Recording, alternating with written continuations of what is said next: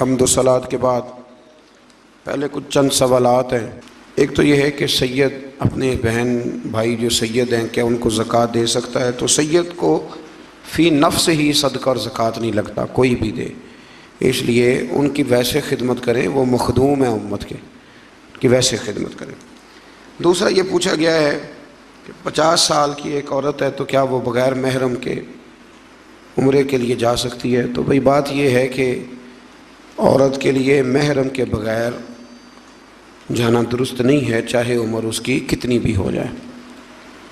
پھر یہ پوچھا گیا ہے کہ کسی بیوہ عورت کے پاس صدقہ اور زکوٰۃ کی خاصی رقم جمع ہو گئی ہے تو کیا وہ کسی کاروبار کے لیے ان پیسوں کو استعمال کر سکتی ہے، کسی کو دے سکتی ہے؟ جب آپ کسی کو زکوٰۃ دیتے ہیں تو آپ کے لیے تملیک شرط ہے، فقہ کا ایک جملہ ہے تملیک، مطلب یہ کہ سامنے والے کو مالک بنانا ضروری ہے۔ تو جب آپ کسی کو کسی چیز کا مالک بنا دیتے ہیں، پھر جو اس کا دل آئے وہ کرے، پھر وہ اس سے کاروبار کرے یا وہ اس سے کچھ اور کرے۔ حضرت عمر بن عبدالعزیز رحمۃ اللہ علیہ کے زمانہ مبارکہ میں ایک شخص تھا جس کو زکوٰۃ لگتی تھی، تو اتنے لوگوں نے زکوٰۃ دی تھی کہ اس نے اسی سال ہی کاروبار شروع کر لیا اور پھر اگلے سال اس نے خود زکوٰۃ دینی شروع کر دی۔ تو یہ کوئی ایسی بات نہیں ہے کہ ہم نے پیسے دیے تھے تو انہوں نے کاروبار میں لگا لیے، تو بھئی آپ نے جب دے دیے تھے تو پھر وہ جیسے ان کا دل کرے وہ ویسے کرے۔ پوچھا گیا ہے کہ ترجمہ اور تفسیر والا قرآن مجید پڑھنا چاہتے ہیں تو کون سا پڑھے؟ اعلیٰ حضرت فاضل بریلوی رحمۃ اللہ علیہ کا جو ترجمہ ہے اردو ترجموں میں وہ دنیا کا بہترین ترجمہ ہے، اور مطلب یہ میں عقیدت کی بنیاد پہ نہیں کہہ رہا، کراچی یونیورسٹی سے PhD کا مقالہ منظور ہوا ہے اردو تراجم پر کہ پاکستان میں جو اردو ترجمے ان میں سب سے بہترین ترجمہ کون سا ہے، تو آپ کی کراچی یونیورسٹی نے ایک شخص کو PhD کی ڈگری اس بات پر دی ہے کہ واقعی تو نے ثابت کر دیا ہے کہ سب سے اچھا ترجمہ اعلیٰ حضرت فاضل بریلوی کا ترجمہ ہے، ادب والا اور چاشنی والا۔ اب یہ ہے کہ بہت سارے لوگ چھاپتے ہیں اور سارے الحمدللہ اچھی کوشش کرتے ہیں، لیکن مشورہ آپ کے لیے یہ ہے کہ جو دعوت اسلامی نے شائع کیا ہے ترجمہ قرآن مجید وہ ہر لحاظ سے اس وقت جو چھپتے ہیں ان میں سب سے بہترین ہے۔ انہوں نے اس پر بڑا زبردست کام کرایا ہے، جو اس کی یہاں ضرورت تھی تخریج کی وہ تخریج کرائی ہے، اور جس جگہ کوئی انہوں نے دیکھا کہ عام آدمی کے لیے مشکل ہوگی وہاں انہوں نے آسانی پیدا کی ہے۔ تو اس وقت جو چھپ رہے ہیں ترجمے وہ آپ کوشش کریں کہ دعوت اسلامی کا چھپا ہوا ترجمہ قرآن مجید کا آپ حاصل کریں، وہ ایک بڑا عمدہ کام انہوں نے کیا ہے۔ اعلیٰ حضرت کی اور بھی کئی کتابیں انہوں نے چھاپی ہیں اور جو کام کیا بڑا شاندار کیا ہے، علمی اور تحقیقی کام، ان کی خدمات اس میدان میں بڑی عمدہ ہیں۔ تو آپ وہ ترجمہ حاصل کریں اور اس کا مطالعہ کریں، اور اس کے ساتھ حاشیہ ہے حضرت صدر الافاضل البدر المماثل سید نعیم الدین صاحب مراد آبادی کا، وہ حاشیہ ہے، تو بڑا مزیدار کام ہے۔ اگر آپ کو چسکا لگ گیا نا اس کو پڑھنے کا کہ ایک رکوع ترجمہ تفسیر سے روز پڑھنا ہے، شرط یہ ہے کہ مزہ لگ جائے۔ اگر لگ گیا نا تو انشاءاللہ تعالیٰ پھر آپ جتنی مرضی روٹی کھا کے سوئیں، وہ آپ کو آواز ضرور دے گا کہ اٹھ یار ایک دفعہ پڑھ لیں، وہ آواز ضرور دے گا۔ تو اس لیے یہ جو سوالات تھے میں نے عرض کر دیے۔ آج ہمارے سبق کا 28واں پارہ ہے، تو 28ویں پارے کا آغاز ہو رہا ہے، اس کا نام ہے سورہ مجادلہ، جھگڑے والی صورت۔ بات بڑی دلچسپ ہے، اللہ فرماتے ہیں قد سمع اللہ، تحقیق اللہ نے سن لی، قول التی، اس عورت کی بات، تجادلک، جو آپ سے جھگڑا کر رہی تھی، فی زوجہا، اپنے خاوند کے بارے میں۔ حضرت خولہ بن ثعلبہ رضی اللہ تعالیٰ عنہ ایک خاتون تھی، تو ان کے خاوند نے ان کے ساتھ زہار کر لیا۔ ایک زہار ہوتا تھا عرب کے اندر، وہ کہتے تھے کہ عورت کو کہ تیری جو ہے وجود کا فلاں حصہ وہ میری ماں کے وجود کے فلاں حصے کی طرح ہے، اس سے زہار لاگو آتا تھا، زہار۔ ویسے ایک شخص باتوں باتوں میں اپنی بیوی کو کہہ دیتا ہے نا بہن یا ماں، تو اس سے منہ سے نکل گیا ثبت لسانی ہے، جا بہن اپنا کام کر، تو اس سے کوئی جرم لاگو نہیں ہوتا۔ لیکن کسی نے زہار کر دیا، اب چونکہ یہ قرآن و سنت ہے تو اس میں کچھ باتیں بیان کرنی پڑتی ہیں، اب اس آیت کا شان نزول ہی وہ ہے اور سمجھنے والی بات ہے۔ تو حضرت خولہ بن ثعلبہ نے بھی اپنی زوجہ سے کہا کہ تیری جو کمر ہے وہ بالکل ایسے جیسے میری ماں کی، اس کو زہار کرنا کہتے تھے کہ اب میں تیرے قریب نہیں جاؤں گا. تو یہ لفظ ان کی زبان سے ادا ہوئے تو اس کو زہار کرنا کہتے ہیں. ان کی زوجہ بڑی پریشان ہوئی، عرض کرنے لگی یا رسول اللہ صلی اللہ علیہ وسلم، عرب کے اندر جب کہ لوگ اس طرح کہتے تھے تو ان کی بیوی ان کے لیے جائز نہیں رہتی تھی، پھر وہ چھوڑ دیتے تھے. میرے خاوند نے کہا ہے حضور اب آپ بتائیں کہ میں کیا کروں. اور عرض کرنے لگی یا رسول اللہ صلی اللہ علیہ وسلم بوڑھی ہوں، اب اس قابل نہیں ہوں کہ کہیں اور جا سکوں. اور حضور اس سے اگلی بات یہ ہے کہ بچے میرے بڑے پیارے ہیں اور ان کی تربیت بڑی اچھی چل رہی ہے. یا رسول اللہ اگر میں انہیں اپنے پاس رکھوں گی خاوند کے چھوڑنے کے بعد تو بھوکے مر جائیں گے، میں کما کے کھلا نہیں سکتی، اور اگر میں خاوند کو دے دوں گی تو وہ سنبھال نہیں سکتا، تربیت رک جائے گی. حضور فرمانے لگے ذرا ٹھہر جا، ابھی اس کے بارے میں قرآن نازل نہیں ہوا، ذرا نازل ہو لینے دے. بوڑھی عورت تھی تو جھگڑنے لگ گئی، کہنے لگی نہیں نازل ہوا تو میں کیا کروں، میرے تو مسئلے کا حل کر کے دے. یا رسول اللہ مہربانی، یہ ناز کا جھگڑا ہے، بے ادبی کا جھگڑا، یہ ناز ہے. حضور اب میں کدھر جاؤں محبوبہ، میں اب تیرا دروازہ چھوڑ کے کدھر جاؤں، یہاں آئی ہوں تو یہاں سے آگے کہاں جاؤں. تو رب کریم نے فرمایا محبوب رب نے اس کی بات سن لی ہے جو اپنے خاوند کے معاملے میں تجھ سے جھگڑا کر رہی تھی، اللہ کریم نے اس کی بات سن لی ہے. اب اس طرح کریں، اس کو ہمارا حکم دے دیں. حکم کیا ہے کہ وہ خاوند اس طرح کرے، اس کا خاوند جس نے یہ کام کیا ہے کہ ایک غلام آزاد کرے. اگر غلام آزاد نہیں کر سکتا تو 2 مہینے کے لگاتار روزے رکھے، اور جو یہ نہیں کر سکتا وہ 60 مسکینوں کو 2 وقت کا کھانا کھلائے، وہ کھانا کھلا دے. 3 باتیں ہو گئی. یہ غلام آزاد کرے، غلام خاصا مہنگا ہوتا تھا.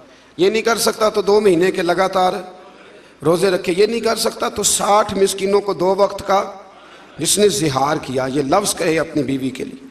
تو حضور نے ان کے خاوند کو بلایا اور بلا کے کہا بھئی تیری بیوی نے بات کی ہے تو رب کریم نے اس کی عرض کو سن لیا ہے اور ساری امت کا بھلا ہو گیا ہے. اب تو اس طرح کر، ایک غلام آزاد کر. کہنے لگا حضور میرے پاس غلام کہاں سے آیا. تو نبی کریم نے فرمایا پھر 2 مہینے کے لگاتار روزے رکھ. یا رسول اللہ میں بوڑھا اور بیمار آدمی ہوں. تو حضور نے فرمایا پھر 60 مسکینوں کو کھانا کھلا دے 2 وقت کا. کہنے لگا حضور وہ بھی نہیں کر سکتا، میرے نبی کریم نے اپنے پاس سے پیسے دیے مسکینوں کو کھانا کھلانے کے لیے. ایسا کوئی محبوب کہیں ہوگا نہ کہیں ہے، دیکھو بیٹھا ہے چٹائی پہ مگر عرش نشیں ہے.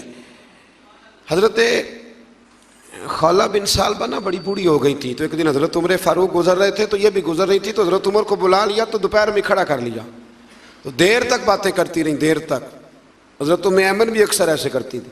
حضرت خولہ بن سالبہ جب دیر تک گفتگو کرتی رہیں تو ایک صاحب نے حضرت عمر سے کہا کہ آپ اتنا ٹائم اس نے لگا دیا ہے تو اس کو کہیں کہ بات مختصر کرے. فرمایا چپ کر، میں اس کی بات نہ سنوں جس کی بات میرے رب نے بھی سن لی ہے اور قرآن مجید کی آیات نازل کر دی ہیں. تو اس سورہ مبارکہ میں ابتدائی آیات کے اندر اللہ تعالیٰ نے مسئلہ زہار کا ذکر فرمایا. پھر آیت نمبر 9 سے آگے آداب مجلس بیان کیے، اہل علم کی فضیلت بیان کی، اور ارشاد فرمایا گیا کہ تم نے آداب مجلس کا سرگوشیاں نہیں کرنی، خیال رکھنا ہے. اور نبی پاک علیہ السلام نے ہمیں اس کی تفسیر بیان کر کے بتایا کہ 3 آدمی بیٹھے ہوں تو ایک کو چھوڑ کے 2 آپس میں بات نہ کریں، سرگوشی نہ کریں، کان قریب نہ کریں. زیادہ مجلس ہو تو پھر بات الگ ہے، لیکن 3 بندے بیٹھے ہوں تو 2 بندے آپس میں گفتگو کان جوڑ کے نہ کریں. پھر اس سے آگے سورہ حشر شروع ہو جاتی. سورہ حشر کا معنی ہوتا ہے اکٹھا کرنا. چونکہ بنو نزیر کو اکٹھا کر کے مدینے سے نکالا گیا، پھر خیبر اور شام کی طرف جلا وطن کیا گیا، اور اس بات کا اس سورہ مبارکہ میں ذکر فرمایا گیا، تو لہٰذا اس کا نام سورہ حشر ہے. اس کی آیت نمبر 9 میں اللہ تبارک و تعالیٰ نے ارشاد فرمایا کہ وَيُؤْثِرُونَ عَلَىٰ أَنفُسِهِمْ وَلَوْ كَانَ بِهِمْ خَصَاصَةٌ. فرمایا میرے محبوب کے غلاموں کی شان یہ ہے کہ انہیں شدید حاجت بھی ہو تو پھر بھی وہ اپنی ذات پر دوسروں کو ترجیح دے دیا کرتے. بڑی معروف حدیث ہے حضرت ابو طلحہ انصاری کی. نبی پاک علیہ السلام کی بارگاہ میں مہمان آ گئے تو حضور علیہ السلام نے فرمایا کون ہے جو ان کی خدمت کرے گا. ازواج مطہرات کے ہاں جب معلومات کی گئیں تو کھانا بظاہر موجود نہ تھا. حضرت ابو طلحہ انصاری گھر لے گئے، بیوی سے کہنے لگے کتنا کھانا ہے؟ کہا صرف بچوں کا. فرمایا انہیں بہلا کے سلا دے. اور جب مہمان کے سامنے کھانا رکھ دیا جائے نا تو چراغ ٹھیک کرنے کے بہانے بجھا دینا. مہمان ان کا نہیں تھا، مہمان رسول کریم کا تھا. یہ بات خاص ہے. ہمارے استاد گرامی فرمایا کرتے تھے یہاں بات کو سمجھو، مہمان نبی کریم کا ہے تو قربانی انہوں نے دراصل رسول پاک کے نام کی دی. بچوں کو بہلا کے سنا دیا، بیوی چراغ ٹھیک کرنے کے بہانے اٹھی تو چراغ بند کر دیا. اب دونوں میاں بیوی منہ ہلاتے رہے کہ مہمان کو پتہ چلے روٹی کھا رہے ہیں. مہمان کھانا کھا کے سو گئے. صبح جب یہ آئے مسجد نبی میں تو محبوب کریم نے یہ آیت پڑھ کے سنائی. فرمایا تیرا رات والا عمل خدا کو بھی بڑا پسند آیا ہے اور محمد مصطفیٰ کو بھی بڑا پسند آیا. پھر اس سے آگے آیت نمبر 21 میں قرآن مجید کی جلالت کا بیان فرمایا. لو انزلنا ھذا القرآن علی جبل لرأیتہ خاشعا متصدعا من خشیۃ اللہ. فرمایا یہ قرآن اگر پتھر اور پہاڑوں پہ نازل کرتے تو وہ اللہ کے خوف سے ریزہ ریزہ ہو جاتے. وَتِلْكَ الْأَمْثَالُ نَضْرِبُهَا لِلنَّاسِ. یہ مثالیں ہم لوگوں کے لیے بیان کرتے ہیں تاکہ تم ان سے عقل حاصل کرو، نصیحت پکڑو. پھر ایک آیت جو 10ویں ہے سورہ حشر کی، وہ بیچ میں رہ گئی، اس پر بھی توجہ کریں. یہ جو آیت ہے یہ اِیصال ثواب کی اصل ہے. وَالَّذِينَ جَاءُوا مِن بَعْدِهِمْ يَقُولُونَ رَبَّنَا اغْفِرْ لَنَا وَلِإِخْوَانِنَا الَّذِينَ سَبَقُونَا بِالْإِيمَانِ. بڑے غور سے ترجمہ سننا ہے آپ نے اس آیت کا. فرمایا جو کہتے ہیں اس مال میں ان کا بھی حق ہے جو ایمان والوں کے بعد آئے. کچھ ایمان والے رخصت ہو گئے اور پھر یہ ان کے بعد آئے تو یہ کیا کہتے ہیں؟ یہ کہتے ہیں ربنا اغفر لنا، اے اللہ ہمیں بھی بخش دے، ولی اخواننا الذین سبقونا بالایمان، اور ہمارے ان بھائیوں کو بھی بخش دے جو ہم سے پہلے ایمان لائے. یعنی جو دنیا سے چلے گئے یا اللہ ان کی بھی بخشش. تو پچھلے جو ہوتے ہیں وہ جانے والوں کی بخشش کی دعا کرتے ہیں. اب لوگ فٹافٹ کہہ دیتے ہیں کہ اِیصال ثواب کا کیا مطلب ہوا؟ جانے والا جو کر کے گیا اسے اجر ملے گا. تو بھئی قرآن مجید نے ایمان والوں کی شان بیان کی ہے کہ جو گزر جاتا ہے اس کے لیے دعا کرتے ہیں. جب جاتے ہیں کسی کے ہاں تعزیت کرنے تو کیا کہتے ہیں؟ کہتے ہیں نا دعا کرو. کچھ لوگ کہتے ہیں کیوں کریں؟ بڑی عجیب لگتی ہے بعض باتیں. ہمارا ایک دوست ہے ہمارے ساتھ، اس نے پڑھا ہے، وہ بڑا سمجھدار آدمی ہے، منطق اسے بڑی اچھی آتی تھی. تو وہ روزمرہ کی زندگی پر بھی منطق کو لاگو کرتا رہتا ہے. جو لوگ چیز پڑھ لیتے ہیں وہ لاگو ہوتی ہے. ایک بڑے خاندان سے اس کا تعلق ہے، تو دارے بنے ہوتے ہیں نا دارے، اسی طرح انہوں نے جگہ دی ہوئی تھی. جتنے لوگ بھی فوتگی یا کوئی خوشی کا موقع آتا تھا تو وہاں لوگ تقریبات کرتے تھے. پہلے دارے اسی مقصد کے لیے ہوتے تھے، پھر میرج والوں نے وہ جگہ پر کر دی. تو کہتے ہیں کہ ایک نماز جنازہ تھی ہمارے گاؤں میں، تو ایک صاحب نے نماز پڑھائی تو بعد میں ہم نے کہا دعا کر لو، تو کہنے لگا جنازے کے اندر ہی آ گئی، دعا جنازے کے اندر ہی ہے. تو کہتے ہیں وہ آلو گوشت کا شوربہ پکا ہوا تھا، تو میں نے کہا حضرت کو میری بیٹھک میں لاؤ کھانا کھلانا ہے. کہتے ہیں وہ کھانے کے لیے بیٹھے تو تھوڑا مرچ زیادہ ڈال دیا شوربے میں. تو فوراً کھانے کے بعد انہوں نے پانی مانگا تو میں نے کہا شوربے کے اندر پانی بھی ہے، اس کے اندر پانی. تو کہنے لگے نہیں یار تو اب ادھر پڑ چلا گیا، کدھر پانی پلا، میرا منہ جل رہا ہے. تو کہنے لگے آپ نے وہاں تو کہا تھا کہ دعا اندر ہی ہے، تو باہر نہیں ہونی چاہیے. تو یہاں بھی پانی شوربے کے اندر. کہتے میں نے اسے کہا اٹھا قسم پانی ہے کہ نہیں؟ کہنے لگا جی شوربہ تو پانی سے ہی بنتا ہے. تو میں نے کہا دوبارہ کیوں پی رہا ہے؟ اور ہر بندہ پی رہا ہے روٹی کے ساتھ پانی، کیوں پیتے ہو؟ شوربے میں پانی نہیں. یہ تو ہوئی منطقی دلیل. اب میرے رسول پاک علیہ السلام نے فرمایا جو دعا تم فرض نماز کے بعد مانگتے ہو رب ضرور قبول فرما لیتا ہے. اللہ اپنے فضل سے قبول فرماتا ہے. تو نماز کے اندر دعا نہیں مانگی تھی رب اجعلنی مقیم الصلاۃ؟ مانگی تھی، تو نماز کے بعد کیوں مانگی؟ اس کا مطلب ہے کہ دعا دعا ہی ہوتی ہے. وہ ہر وقت مانگیں جب دل کرے مانگیں، جنازے کے اندر بھی مانگیں اور جنازے کے. اور اس پر حدیث ابو داؤد شریف میں موجود ہے، نبی پاک نے فرمایا جب جنازہ پڑھ لو تو مخلص ہو کر پھر دعا مانگو، مخلص ہو کر. اب بڑی عجیب بات ہے نا جی کہ لوگ کہتے ہیں کہ دعا بھی مانگنی ہے نا، اللہ سے بھی مانگنا ہے تو ہم سے پوچھ کے مانگو کب مانگنا ہے کب نہیں مانگنا. بھئی رب سے مانگنا ہے، اس کے بندے. شب برات والے دن مجھ سے کسی نے سوال پوچھا کہ لوگ کہتے ہیں اس رات عبادت کرنی چاہیے کہ نہیں کرنی چاہیے. ایک ٹی وی اسٹیشن پر میں جا رہا تھا، ہماری شاید وہ پاکستان کی سب سے بڑی مسجد ہے، اس میں مجھے موقع مل رہا تھا تو مجھے روک لیا. کہنے لگے جی آپ یہ بتائیں کہ اس رات عبادت کرنی چاہیے کہ نہیں کرنی چاہیے. تو میں نے کہا یار بڑے عجیب آدمی ہو. کئی دفعہ پہلے میں یہ بات عرض کر چکا ہوں. میں نے کہا اللہ کی عبادت بھی کسی سے پوچھ کے کرنی ہے. عبادت کس کی کرنی ہے؟ کرنی کس نے؟ تو مشورہ لے گا ساتھ والے سے. یعنی کسی کو شناختی کارڈ دکھائیں گے کہ یہ شناختی کارڈ ہے، اگر تو اجازت دے تو نفل پڑھ لیں؟ یہ کیا فلسفہ ہے؟ آپ بھی فٹافٹ الجھ جاتے ہیں، بھائی ہم جانے ہمارا خدا جانے۔ تو اس لیے اہل ایمان اپنے ان گزر جانے والوں کے لیے بخشش کی دعا کرتے ہیں۔ پھر سورہ حشر کے آخر کے اندر اللہ تعالیٰ نے اپنے اسماء کا ذکر فرمایا ہے، پڑھتے ہیں نا آپ وہ آیتیں، واللہ الذی لا الہ الا هو عالم الغیب والشہادۃ هو الرحمن الرحیم۔ آگے سورہ ممتحنہ شروع ہوتی ہے۔ میں نے آپ سے کہا تھا کہ اسی بہانے صورتوں کے نام بھی یاد کر لیتے ہیں۔ کیا نام ہے؟ سورہ ممتحنہ۔ اس سورہ مبارکہ میں نا بالکل شروع میں اللہ نے ارشاد فرمایا، یا ایھا الذین آمنوا لا تتخذوا عدوی وعدوکم، اے ایمان والو میرے اور اپنے دشمنوں کو دوست نہ بناؤ، میرے اور اپنے دشمنوں کو۔ اور پیچھے بھی گزر چکا ہے، وقت نہیں تھا میں وہاں روک نہیں سکا۔ فرمایا جن کے دلوں میں اللہ نے ایمان رکھا ہے نا، وہ رب رسول کے دشمنوں سے کبھی دوستی نہیں کرتے۔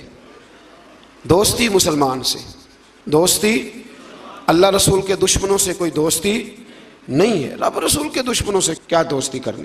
اعلیٰ حضرت فرماتے ہیں ملحدوں سے کیا مروت کیجیے، جو ہے ہی بے دین اس سے مروت کا رشتہ رکھنے کا کیا معنی؟ یہاں نا لوگوں میں جذبہ تھوڑا زیادہ اٹھتا ہے، تھوڑا زیادہ جذبہ اٹھتا ہے، انسانیت کو دو گز آگے گزر جاتی ہے۔ نبی پاک علیہ السلام جنازہ پڑھانے گئے تھے اور قبرستان پہنچ کے کہا تھا میں اس بندے کا جنازہ نہیں پڑھاؤں گا، ترمذی میں موجود ہے۔ حضور کیوں؟ فرمایا عثمان غنی سے بغض رکھتا ہوا مرا ہے۔ تو جب عثمان کے بغض والے کا نبی پاک جنازہ نہیں پڑھاتے جو رحمت للعالمین ہے، تو ہمارے اندر کوئی انسانیت نہ کو دو گز آگے گزر کے بھائی انسانیت اور چیز کا نام، کیا اس بندے میں بھی کوئی انسانیت ہے جو نبی پاک کی بے ادبی کرتا ہے؟ اس میں بھی کوئی انسانیت ہے جو صحابہ کی بے ادبی کرتا ہے، اہل بیت کی بے ادبی کرتا ہے؟ تو آپ پہلے دیکھ تو لیں کہ ماجرا کیا ہے۔ تو فرمایا میرے اور اپنے دشمنوں کو کبھی دوست نہ بناؤ۔ پھر اس سے آگے سورہ ممتحنہ میں نا آیت نمبر 10 میں بہت ساری عورتیں نا ہجرت کر کے مکے سے مدینے آنے لگ گئی تھیں، بہت ساری، اور کچھ بلا وجہ ہی بس ایسے تھوڑا سا اختلاف ہوا تو آنے لگی۔ تو اللہ تعالیٰ نے آیت نمبر 10 میں فرمایا کہ ہجرت کر کے آنے والی عورتوں کے بارے میں مومنوں سے فرمایا کہ ان کے ایمان کا یقین ہونے کے بعد، جب جمعہ طے ہو جائے کہ واقعی یہ ویسے نہیں آئی، مومنہ ہے اس لیے آئی ہے، فرمایا یقین ہونے کے بعد انہیں کفار کی طرف مت لوٹاؤ، اور فرمایا مومن عورتیں کافروں کے لیے حلال ہیں، نہ کافر مرد مسلمانوں کے لیے حلال ہیں۔ نیز فرمایا کہ مسلمان بھی کافر عورتوں کو اپنے پاس نہ رکھے، وہ بھی افاری کر دیں۔ ایک وقت تک جائز تھا کہ جب تک ابھی ظاہر ہے لوگوں کے ماحول اس طرح کے تھے کہ خامند کلمہ پڑھتا تھا تو بیوی نہیں پڑھتی تھی، تو بیوی کلمہ پڑھتی تھی تو خامند، ایک وقت کے لیے اس کو ابھی گنجائش دی گئی۔ لیکن جب حالات اس طرح کے ہوئے کہ اللہ نے اسلام کو غلبہ دیا تو پھر منع کر دیا، فرمایا اگر تمہاری عورت کافر ہے تو اب تمہارا نکاح قائم نہیں۔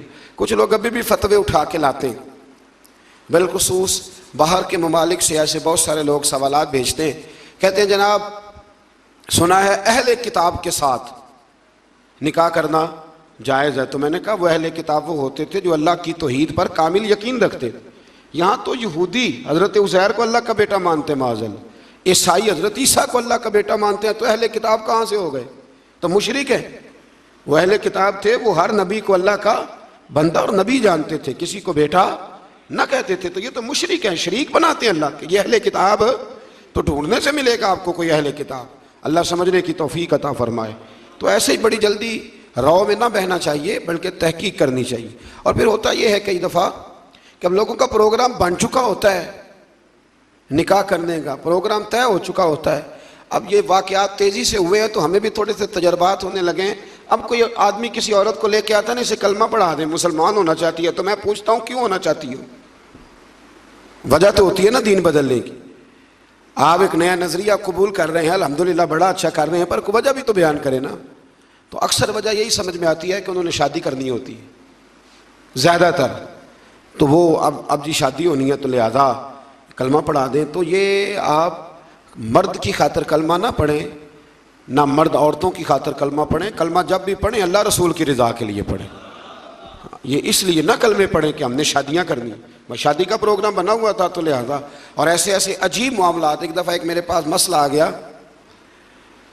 کہ ایک عیسائی عورت ہے تو وہ کلمہ پڑھنا چاہتی ہے، تو میں نے کہا ٹھیک ہے لائیں، دیر نہیں کرنی چاہیے مسلمان کرنے میں. تو میں نے تھوڑی سی اس سے تحقیق کی تو مجھے پتہ چلا کہ وہ اپنے خامن سے جان چھڑانا چاہتی ہے.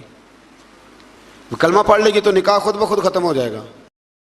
تو جان چھڑانا، تو آپ تحقیق کریں ضرور، اس پہ غور کریں. اور بڑے سارے لوگ جو سپورٹر بن جاتے ہیں وہ بھی ضرور سوچیں کہ آخر وہ بتائے تو صحیح اسے کس چیز نے متاثر کیا ہے. بڑے کم لوگ آپ کو ایسے ملیں گے جو متاثر ہو کے تحقیق کر کے دین کو دل سے قبول کر کے آتے ہیں. ایسا کوئی آئے تو اس کے تو پیروں کے نیچے پر بچھا دینے چاہیے، آنکھیں بچھا دینی چاہیے. اس طرح کا کوئی آئے، اللہ توفیق عطا فرمائے.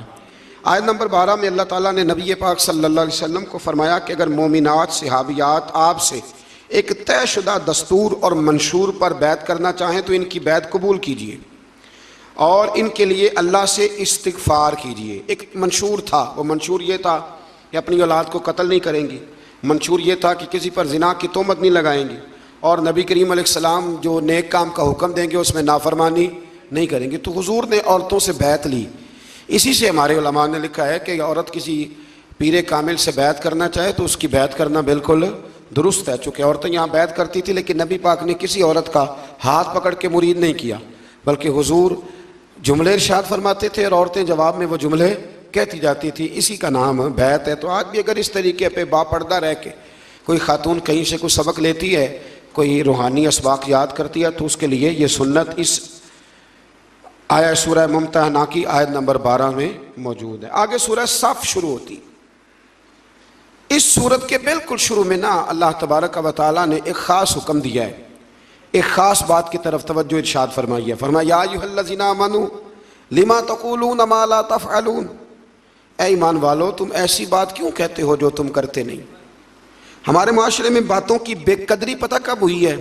جب باتوں کو لوگوں نے وقت گزارنے کا ذریعہ سمجھ لیا ہے. قرآن کہتا ہے وہ بات تم کیوں کہتے ہو جس پر تمہارا عمل نہیں ہے. ویسے بھی ایک ہوتا ہے الفاظ کا ہیر پھیر، اس کا مزہ نہیں ہوتا، وہ کئی دفعہ اداکاری ہوتی ہے. ایک ہوتا ہے جذبات کا اظہار، جذبات کا اظہار.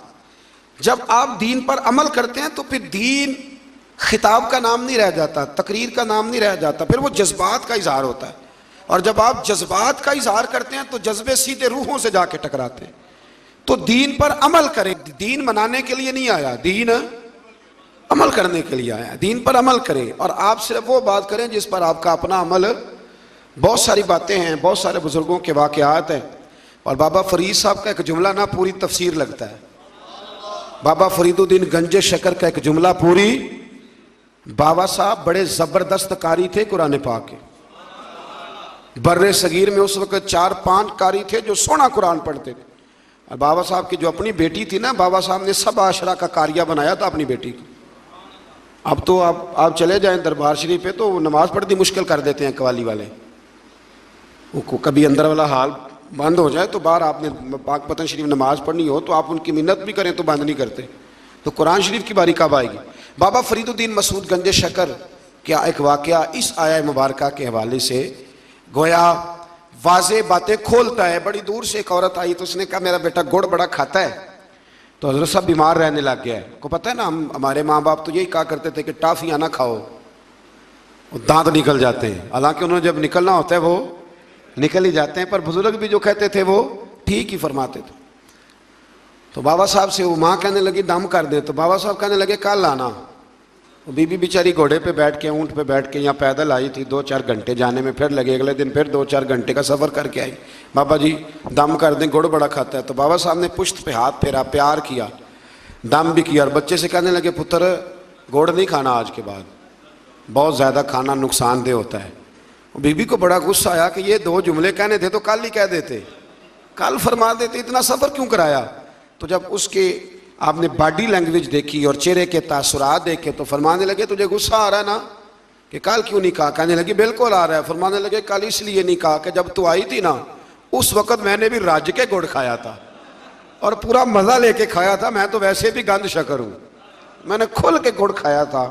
تو اب چونکہ تیرے بیٹے کو نصیحت کرنی تھی تو پھر کل سے لے کر اب تک کھایا نہیں، کل سے لے کر اب تک کھایا نہیں. اس لیے عمل، اب نصیحت کرنے والے بڑے زیادہ ہیں، بڑے ہیں، لیکن عمل کا جب رستہ آپ اختیار کرتے ہیں پھر آپ کی بات میں اثر بھی ہوتا ہے. اور پھر یہ فائدہ بھی ہوتا ہے کہ سامنے والا بھی آپ کو سچا جانتا ہے. کہ یار یہ صرف لفظ نہیں بیان کر رہا، واقعی اس پر بھی یہ بات طاری ہے۔ اللہ تعالی ہمیں توفیق عمل نصیب فرمائے۔ پھر آیت نمبر 6 میں فرمایا کہ عیسیٰ بن مریم نے کہا کہ اے بنی اسرائیل والوں، میں تمہاری طرف اللہ کا رسول ہوں اور اپنے سے پہلی کتاب تورات کی تصدیق کرنے والا ہوں، اور میں تمہیں اس عظیم رسول کی خوشخبری دینے آیا ہوں جو میرے بعد آئیں گے اور ان کا نام احمد ہوگا۔ میرے بعد آئیں گے اور ان کا نام احمد ہوگا۔ تو حضرت عیسیٰ علیہ السلام نے حضور کے آنے کی خوشخبری دی۔ پھر آیت نمبر 8 سے فرمایا کہ دشمنان دین چاہتے ہیں کہ اللہ کے نور کو اپنے منہ کی پھونکیں مار مار کے بجھا دے، اور اللہ تو اپنے نور کو پورا کرنا چاہتا ہے، خواہ کافروں کو کتنا ہی برا لگے۔ ارسل رسولہ بالہدی ودین الحق لیظہرہ علی الدین کلہ، یہ دین غالب آئے گا چاہے کسی کو کتنا ہی برا۔ یہ میں نہیں پیش گوئی کر رہا، یہ قرآن مجید کی آیات پڑھ کے سنا رہا ہوں۔ اللہ فرماتے ہیں کسی کو کتنا بھی برا لگے، اللہ اپنے نور کو پورا۔ یہ لبرل سارے بولتے ہیں تو بولتے رہے، یہ جو بیچارے باہر جاتے ہیں تو ان کو بڑی شرم آتی ہے نا کہ ہم مسلمان ہیں معاذ اللہ، تو لوگ ہمیں کہتے ہیں کہ وہاں تو بڑی کھل کے اذانیں ہوتی ہیں، تو جماعتیں ہوتی ہیں، تو علماء اور مشائخ اور مولوی تو یہ جتنا مرضی زور لگا لیں، اسلام کی فطرت میں قدرت نے لچک دی ہے، اتنا ہی یہ ابھرے گا جتنا کہ دبا دو گے۔ اللہ فرماتے ہیں کہ ہم اس دین کو غالب کریں گے۔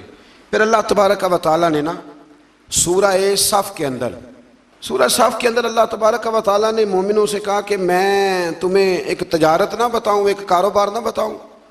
بڑے لوگوں سے مشورہ کرتے ہیں نا کیا کریں، تو اللہ فرماتے ہیں یا ایھا الذین آمنوا ھل ادلکم علی تجارۃ، کیا میں تمہیں ایک تجارت نہ بتاؤں تنجیکم من عذاب علیم، وہ تجارت پتہ کیا کرے گی، تمہیں دردناک عذاب سے بچا لے گی۔ تجارت نہ بتاؤں، یا اللہ بتا، فرمایا تؤمنون باللہ ورسولہ، وہ تجارت یہ ہے کہ رب اور اس کے رسول پر پختہ ایمان لے آؤ، اور پھر کیا کرو وَتُجَاهِدُونَ فِي سَبِيلِ اللَّهِ بِأَمْوَالِكُمْ وَأَنفُسِكُمْ، پھر تم اپنے مالوں اور جانوں سے اس کے راستے میں جہاد کرو۔ گویا رب کہتا ہے تم میری طرف لگ جاؤ، یہ تجارت بڑی شاندار ہے۔ اور حضرت ابوبکر صدیق کے قول نے تفسیر کر دی، فرمانے لگے تو رب کی طرف توجہ کر لے، رب کی تیری طرف توجہ ہو جائے گی، رب کی تیری طرف۔ اور یہ شرط ہے، جب آپ نے توجہ کرانی ہو تو آپ کو توجہ کرنی بھی پڑے گی۔ اب ہم لوگ نا لاڈلے بڑے بنتے ہیں، ہم کہتے ہیں کرنا کرانا کچھ نہ پڑے، ہمارے لاڈ دیکھے جائیں، اور میاں لاڈ لوڈ کوئی نہیں دیکھے جاتے، پکی بات۔ ابا جی کو بھی وہی بچہ اچھا لگتا ہے جو کام صحیح کرے، یہ لالچ نہیں، یہ ان کا خلوص ہے اپنے بچے کے ساتھ۔ اگر وہ کام ٹھیک کرے گا تو وہ محتاج نہیں ہوگا کسی کا، اپنے بھائیوں کا دستے نگر نہیں ہوگا، وہ دوسروں کے ساتھ بھی اچھا سلوک کرنے والا ہوگا، تو کماؤ پتر اچھا لگتا ہے، یہ اچھی بات ہے۔ تو اسی طرح جو جہاد کرے اللہ کے راستے میں وہ رب رسول کو بھی اچھا لگتا ہے۔ پھر آگے اللہ تبارک و تعالیٰ نے نا سورہ جمعہ کا بیان فرمایا۔ اس سورت کی آیت نمبر 2 میں اللہ تبارک و تعالیٰ نے ارشاد فرمایا کہ میں نے نا نبی پاک علیہ السلام کو کچھ مقاصد دے کے بھیجا ہے، کچھ مقصد ہیں۔ وہ مقصد کیا ہیں؟ یتلو علیہم آیاتہ، فرمایا وہ پڑھ کے سناتا ہے انہیں اس کی آیتیں، ویزکیہم، اور انہیں پاک کرتا ہے، ویعلمہم الکتاب والحکمہ، اور انہیں کتاب اور حکمت سکھاتا ہے۔ نبی پاک نے صرف قرآن نہیں سکھایا، ساتھ حکمت بھی سکھائی۔ حکمت دین کی روح ہے۔ یہ حکمت کا ترجمہ شیخ سعدی نے کیا ہے، فرماتے ہیں ایک من علم ہونا تو سنبھالنے کے لیے 10 من عقل کی بھی ضرورت ہے۔ شرط یہ ہے کہ من ہو بھی، سوا پانا ہو گئی۔ 2 مسئلے یاد کر کے تو کہتا میں نے 21 مولویوں سے پوچھا، میرا نہیں کسی نے بھی حل کیا، وہ مسئلہ نہیں ہوتا، کوئی پہیلی ہوتی تو ہم اڑ جاتے ہیں، ایسا نہ کریں۔ پھر اس سے آگے نا اللہ تبارک و تعالیٰ نے سورہ جمعہ کے اندر ہی جمعے کی فرضیت کا بیان فرمایا، یا ایھا الذین آمنوا اذا نودی للصلاۃ من یوم الجمعہ، اے ایمان والو جب تمہیں بلایا جائے نماز جمعہ کے لیے، فاسعوا الی ذکر اللہ، تو پھر تم اللہ کے ذکر کی طرف دوڑ کر آؤ۔ کب بلایا جائے؟ پہلی اذان کی دوسری؟ ہم کب دوڑ کے جاتے ہیں؟ اور بڑے بڑے بہانے کہتے ہیں جی وہ حضرت صاحب پچھلے سال والی تقریر کر رہے ہیں اس لیے میں لیٹ جا رہا ہوں۔ تو میں نے آپ کو بتایا تھا کہ قرآن میں ایک ایک مضمون 9 دفعہ بیان ہوا ہے، تو وہ سپارہ آپ چھوڑ دیں گے جہاں دوبارہ بات بیان ہو رہی؟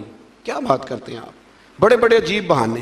بھیا وقت پہ جائیں، ٹائم پہ جائیں، فاسعوا الی ذکر اللہ، دوڑ کے جاؤ اللہ کے ذکر کی طرف۔ تو پہلی اذان ہو جائے تو اب آپ کی ذمہ داری ہے کہ آپ سارا کچھ چھوڑ چھاڑ کے تو مسجد کی طرف سفر کریں۔ آگے سورہ منافقون شروع ہو رہی ہے، بڑا بے نیاز ہے نا، منافقوں کے نام پہ بھی صورت رکھ دی ہے، بے نیاز ہے، پوری صورت ہے منافقون۔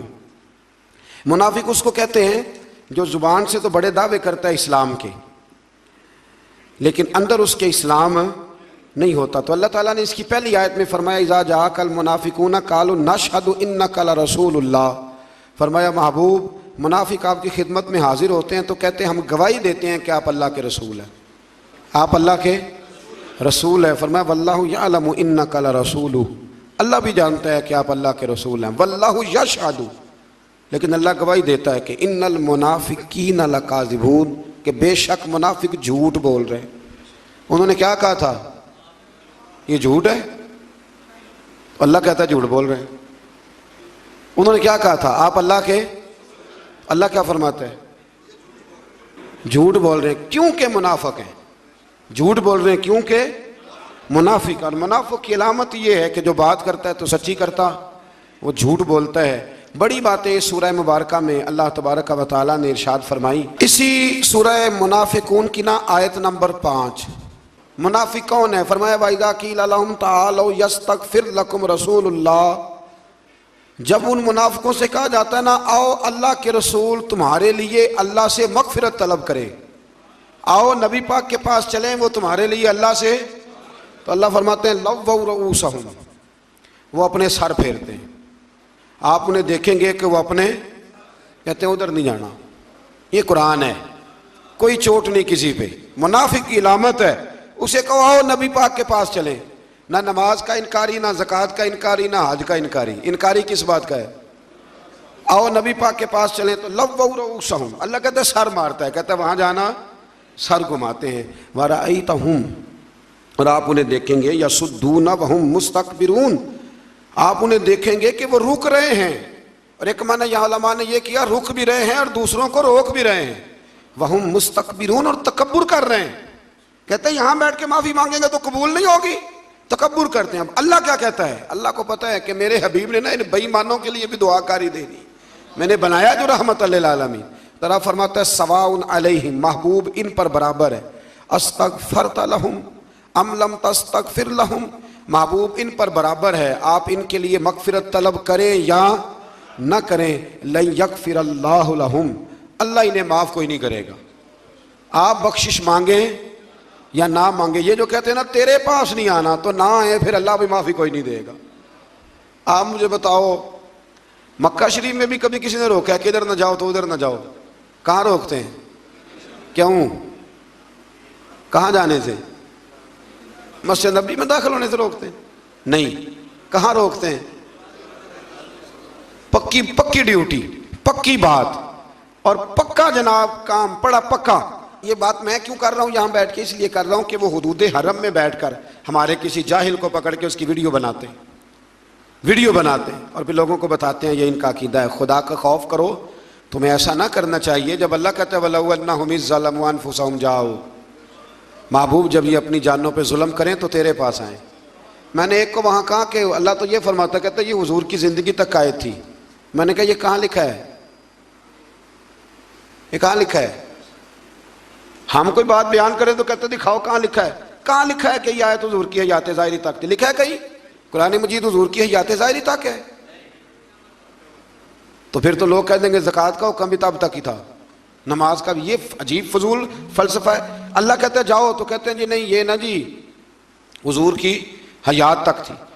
تو حضرت ابو ایوب انصاری رضی اللہ، مسند امام احمد بن حنبل میں موجود ہے، اور وہاں سارے حنبلی کہلاتے ہیں۔ خلیفہ عبد الملک بن مروان کہتا ہے میں رات کے وقت روضہ رسول پہ آیا تو میں نے ایک شخص کو نا نبی پاک کی قبر پہ لیٹے ہوئے دیکھا، اور وہ اپنے رخسار حضور کی قبر انور سے رگڑ رہا تھا۔ میں نے ٹھوکر لگائی، میں نے کہا تجھے پتہ ہے تو کیا کر رہا ہے؟ تو کہتے جب انہوں نے نظر اٹھائی تو میں حیران ہو گیا، وہ حضرت ابو ایوب انصاری تھے، اور مجھے کہنے لگے میں کسی بت کے پاس نہیں آیا، میں رسول کریم کی بارگاہ میں آیا۔ تو وہ تو حضور کی قبر انور کے بارے میں کہتے ہیں کہ میں نبی پاک کے پاس آیا۔ تو یہ اللہ تعالیٰ نے ان کی علامت بیان کی۔ اللہ تعالیٰ ہمیں سمجھنے کی توفیق عطا فرمائے۔ پھر اللہ تبارک و تعالیٰ نے نا جی اسی صورت کے دوسرے رکوع میں اللہ تعالیٰ نے اہل ایمان کو فرمایا کہ مال اور اولاد کی محبت تمہیں اللہ کے ذکر سے غافل نہ کر دے، اور فرمایا ہم نے تمہیں جو مال عطا کیا ہے موت سر پر آنے سے پہلے اسے دین کی راہ میں خرچ کرو، ورنہ فرشتہ اجل کو دیکھ کر ہر کوئی کہے گا کہ مجھے تھوڑی سی مہلت مل جائے، میں صدقہ کروں اور نیکوکاروں میں سے ہو جاؤں۔ تو اللہ تعالیٰ نے فرمایا موت کا وقت مقرر آنے پر پھر کسی کو ایک سانس کی بھی مہلت نہیں ملے گی۔ آگے سورہ تغابن شروع ہوتی ہے۔ اس سورہ مبارکہ کی آیت نمبر 16 میں فرمایا کہ اللہ تعالیٰ سے ڈرنے والے، سننے اور اطاعت کرنے والے، اور اللہ کے راستے میں خرچ کرنے والے، اور بخل سے بچنے والے۔ بخل کیا ہوتا ہے؟ کنجوسی۔ اس سے بچنے والوں کو اخروی فلاح پانے والے یہ لوگ ہیں، ان کی خبر دے دو۔ اللہ تعالیٰ نے فرمایا کہ میں قرار دیتا ہوں کہ یہ آخرت میں کامیاب ہو جائیں۔ پھر آیت نمبر 14 میں اہل ایمان کو فرمایا کہ تمہاری بیویاں اور تمہاری اولاد میں سے کچھ تمہارے دشمن ہیں، تمہاری بیویوں میں سے اور تمہاری اولاد میں سے کچھ تمہارے، یہ کوئی ناراض نہ ہو جائے خواتین بالخصوص، یہ سورہ تغابن کی آیت نمبر 14 ہے۔ فرمایا تمہاری اولاد اور تمہاری بیویوں میں سے کچھ تمہارے، کیا مطلب ہے یہاں دشمنی کا؟ مطلب یہ ہے کہ کہیں ان کی کسی ناجائز خواہش کے پیچھے لگ کے اپنی آخرت تباہ نہ کر لینا۔